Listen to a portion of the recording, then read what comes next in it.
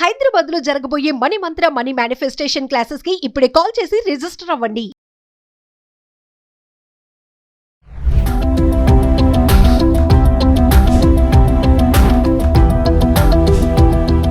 నమస్తే, welcome back to Suman TV. Present మనతో పాటు ఉన్నారు అనలిస్ట్ మందర్ కృష్ణారెడ్డి గారు. నమస్తే సార్. నమస్తే అమ్మ. సార్, ప్రైవేట్ జాబ్ చేసే వాళ్ళకి కేంద్ర ప్రభుత్వం కొత్తగా తీసుకొచ్చినటువంటి లేబర్ కోడ్స్ లో మరి శాలరీస్ విషయంలో కొన్ని మార్పులు చేర్పులు రాబోతున్నాయని అంటున్నారు. ఒకసారి వివరాల్లోకి వెళ్తే సార్. లేబర్ చట్టాలు గతంలో భారతదేశంలో 29 లేబర్ చట్టాలు ఉంటే వాటిని 4 కింద మార్చింది. మనం ఆల్రెడీ దీన్ని పాస్ చేశారు మన పార్లమెంట్ లో, దాన్ని అమల్లోకి వస్తున్నాయి. కొత్తగా అమల్లోకి వస్తున్నటువంటి ఈ లేబర్ చట్టాలు ఏవైతే ఉన్నాయో, కార్మిక చట్టాలు, వీటిలో కొన్ని పెను మార్పులకు దోహదం చేస్తుంది. ఫస్ట్ ఆఫ్ ఆల్, ప్రైవేటు ఉద్యోగస్తులకు దీనివల్ల చాలా లాభాలు కలగబోతున్నాయి. ప్రైవేటు ఉద్యోగస్తుల్లో ఇంత ముందున్నటువంటి అభద్రతా భావాన్ని తొలగించే పరిస్థితి ఏర్పడుతుంది. అంటే ప్రతి కంపెనీ గాని, ప్రతి యజమాని గాని, ఒక చిన్న పరిశ్రమ అయినా పెద్ద పరిశ్రమ ఎవరైనా సరే ఉద్యోగంలోకి తీసుకోవాలనుకున్నప్పుడు రాతపూర్వకంగా వాళ్లకు లెటర్ ఇష్యూ చేయాల్సిందే. నేను ఈ రోజు నుంచి నిన్ను అపాయింట్ చేస్తున్నాను, నీకు ఇంత శాలరీ, డీటెయిల్స్ అన్ని దాంట్లో ఉంటాయి. బేసిక్ శాలరీ కూడా ఖచ్చితంగా 724 రూపీస్ పర్ డేకు ఉండేటట్టుగా నిర్ణయించారు. ఒట్టి లేబరు, మామూలుగా కూలికి వెళ్లేవాడు కూడా 724 రూపాయలు మినిమం లేబర్ రావాలనేది, ఇవ్వాలనేది దీంట్లో ఉన్నటువంటి ప్రపోజల్ అన్నట్టు. అంటే 724 పైనే ఉంటుంది, కానీ పర్ డేకి అంతకంటే తక్కువ ఎవరికి జీతం ఉండే అవకాశం ఉంటుంది. పర్ డే 724 తీసుకుంటే దాదాపు 20,000 జీతం అవుతుంది. అంటే ఈవెన్ ఆఫీస్ బాయ్ కూడా 20,000 పైనే జీతం వచ్చే అవకాశాలు ఉంటాయి. అంటే జీతాలు పెరిగినట్టే కదా. ఇంతకుముందు 10,000కు, 15,000కి, 12,000కి, నిజం చెప్పాలంటే 5,000కు, 6,000కు పనిచేసే వాళ్ళు కూడా ఉన్నారు.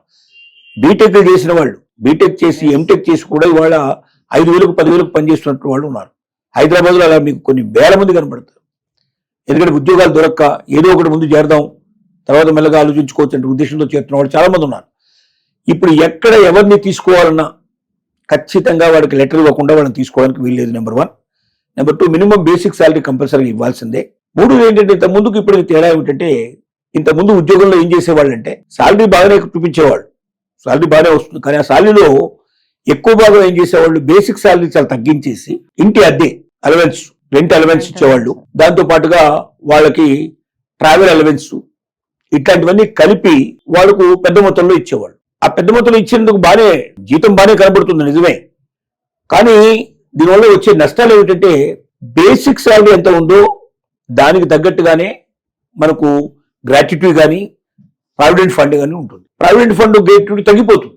బేసిక్ శాలరీ తక్కువ ఉంటే ప్రావిడెంట్ ఫండ్ గ్రాట్యుటీ మనకు తగ్గిపోతుంది. అంటే యజమాని ఇచ్చేటువంటి కాంట్రిబ్యూషన్ చాలా తక్కువ ఉంటుంది. మన శాలరీ నుంచి కూడా తక్కువ కట్ అవుతుంది. మనం ఎంత కట్ అవుతుందో యజమాని అంతే ఇస్తాడు. మన శాలరీ తక్కువ కట్ చేసి యజమాని దగ్గర కూడా తక్కువ అయిపోయినప్పుడు ఏమవుతుందంటే, మనకు లాస్ట్ లో చూసుకుంటే గ్రాట్యుటీ తగ్గిపోతుంది. రెండోది ఏంటి, మనకు వచ్చే ప్రావిడెంట్ ఫండ్ తగ్గిపోతుంది. పెన్షన్ లాంటివి ఉంటే అవి కూడా తగ్గిపోయే అవకాశాలు ఉంటాయి. అంటే మనకి ఏదైతే బేసిక్ శాలరీ మీద ఇవన్నీ డిపెండ్ అయి ఉంటాయి. ఇప్పటిదాకా మొత్తం టోటల్ గా జీతం ఎక్కువ ఇస్తున్నట్టుగా చూపిస్తూ బేసిక్ శాలరీ చాలా తక్కువ చూపించేసి మిగతావన్నీ అలవెన్స్ అన్ని కలుపుకొని మొత్తం అంతా వచ్చేటట్టుగా చేస్తున్నాం. మనకేముంది, మన జీతం మనకు వచ్చింది కదా, మనం హాయిగా ఆలోచిస్తున్నాం, మనకు పెద్ద మొత్తంలో జీతం కనబడుతుంది కదా, అవి సంతోషిస్తున్నాం. కానీ రిటైర్మెంట్ వచ్చేటప్పటికి మన గ్రాట్యుటీ మనం డ్రా చేసుకున్నప్పుడు కానీ, లేక మనం పెన్షన్ తీసుకోవడం కానీ, లేకపోతే ప్రావిడెంట్ ఫండ్ తీసుకోవడం కానీ, ఇట్లాంటి టంగులకు వచ్చేసరికల్లా బేసిక్ తక్కువ ఉండే వాళ్ళకు చాలా తక్కువ దొరుకుతాయి. ఆ వచ్చేటువంటి మొత్తాలు కూడా చాలా తక్కువ దొరుకుతాయి.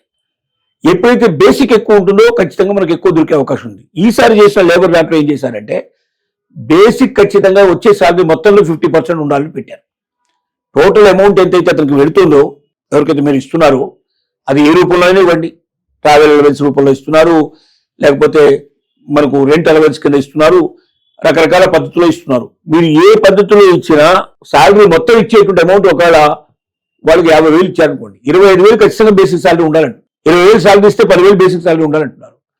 అప్పుడేమవుతుంది, బేసిక్ శాలరీ పెరుగుతుంది. బేసిక్ శాలరీ పెరగడం వల్ల గ్రాట్యుటీ పెరుగుతుంది, పెన్షన్ పెరుగుతుంది, ప్రావిడెంట్ ఫండ్ పెరుగుతుంది, అన్ని పెరుగుతాయి. అంటే ఎండ్ ఆఫ్ ది లైఫ్, మనం ఒక స్టేజ్కి వచ్చిన తర్వాత లైఫ్ లోపల రిటైర్మెంట్ స్టేజ్కి వచ్చేసరికల్లా బెనిఫిట్స్ ఎక్కువ లేకపోతే జీతం వచ్చింటే ఖర్చు అయిపోతుంది. దాని పెద్ద దాచుకోవడం చాలా కష్టం. ఇవాళ ఉన్న ఖర్చులకు చూసుకుంటే వచ్చే జీతం మనం దాచుకునే అవకాశాలు లేవు. కానీ రిటైర్మెంట్ అయిన తర్వాత కనీసం కొంచెం బెనిఫిట్ వస్తే, పెద్ద మొత్తంలో వస్తే మన లాస్ట్ లైఫ్ లోపల చూసుకోవాలి. ఎందుకంటే పిల్లల మీద కూడా ఆధారపడే పరిస్థితి వాళ్ళు లేదు. పిల్లలు ఎవరు కూడా తల్లిదండ్రులు చూడడం లేదు ఎక్కువ భాగం.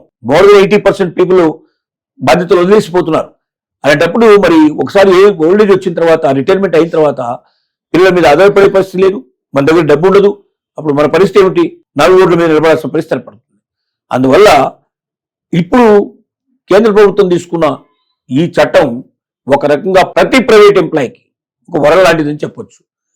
అతను మొత్తం జీతంలో 50% ఎప్పుడైతే బేసిక్ చేశారో అప్పటి నుంచి అతనికి గ్రాట్యుటీ పెరుగుతుంది, ప్రావిడెంట్ ఫండ్ పెరుగుతుంది, పెన్షన్ పెరుగుతుంది, అని పెరిగే అవకాశం ఉంది. అంటే పెన్షన్ అందరు ఇవ్వరు, కొన్ని చోట్ల పెన్షన్ ఉంటుంది, ఉన్న చోట్ల అవకాశం కలుగుతుంది. ఇలాంటి అవకాశాలు ఇంట్లో కలిగాయి. కాబట్టి ప్రతి ఒక్కరు కూడా ప్రైవేట్ ఎంప్లాయీ సంతోషపడాల్సిన విషయం ఇది. కొత్త చట్టాలు అమలు ఎప్పటి నుంచి అవుతున్నాయో చూసుకొని తనకు కరెక్ట్ గా తనకు అట్లా వచ్చిందా లేదో చెక్ చేసుకోవచ్చు. లెటర్ రూపు అడగొచ్చు, డిమాండ్ చేయొచ్చు. లెటర్ రూపోతే ఇమీడియట్ గా కంప్లైంట్ చేయొచ్చు. లేబర్ కోర్టులు రెడీగా ఉంటాయి. కంప్లైంట్ చేసినట్టయితే వెంటనే వాళ్ళు యాక్షన్ తీసుకుంటారు. కాబట్టి మన జీవితాన్ని మనం బాగుపరచుకోవడం ప్రయత్నం చేయాలి. యజమాని మీద నమ్మకం ఉంచడం మంచిదే, కానీ యజమాని మనకు చివరి దాకా మనతో తోడుగా ఉండాలి కదా. యజమానులు ఎలా ఉంటారు, వాళ్ళకి ఏ లాభం వస్తే తీసుకుంటారు. ఇవాళ మనకన్నా కొద్దిగా చక్కగా పనిచేసే వాడు దొరికితే మనం తీసేసి ఇంకోటి పెట్టుకునే ప్రయత్నం చేస్తారు. కాబట్టి మన యొక్క ఆలోచన మనం చేయాలి. రెండోది ఇక్కడ మనకు ఒక ఉద్యోగం పోయినా మన గ్రాట్యుటీ ఎక్కడ ఇబ్బంది కాదు. మనం ఇంకెక్కడైతే జాయిన్ అవుతామో ఆటోమేటిక్గా గ్రాట్యుటీ అక్కడ కూడా కంటిన్యూ అవుతుంది మనకు. కాబట్టి ఏది కూడా మనం పోగొట్టుకోం. పెన్షన్ పోగొట్టుకోం, లేదా ప్రావిడెంట్ ఫండ్ పోగొట్టుకోం, గ్రాట్యుటీ పోగొట్టుకోం, ఏది పోగొట్టుకోం. పెన్షన్ వచ్చేటువంటి అవకాశం ఉంటే అది కూడా దాంట్లో కంటిన్యూ అవుతూ ఉంటుంది. అంటే డిపార్ట్మెంట్ మారినంత మాత్రంలో, లేకపోతే ఒక కంపెనీ నుంచి ఇంకో కంపెనీ మారినంత మాత్రంలో మనకు ఇబ్బంది కలగకుండా చేసేటువంటి కొత్త సిస్టమ్ ని ఇప్పుడు కొత్త దాంట్లో తీసుకొచ్చారు.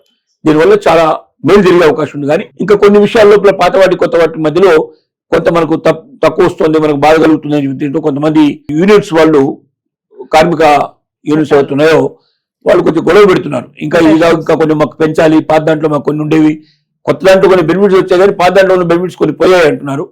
కానీ ఏదేమైనప్పటికీ ఇప్పట్లో అంత మార్పు చేయకపోవచ్చు. ఈ 4 చట్టాలే మనకు ప్రస్తుతానికి కంటిన్యూ అయ్యే అవకాశాలు అయితే కనబడుతున్నాయి.